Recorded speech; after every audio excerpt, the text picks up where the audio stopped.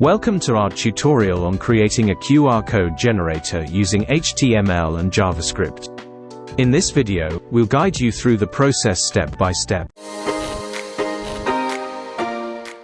First, let's take a look at the HTML code. We have an input field where users can enter their desired text for the QR code, and a button to generate the QR code. Notice that the input field has an on-change event listener, which means the QR code will refresh automatically whenever the input changes.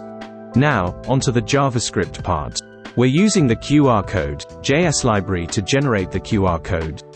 We initialize a new QR code object, specifying the target element where the QR code will be displayed, along with its width, height, and color options.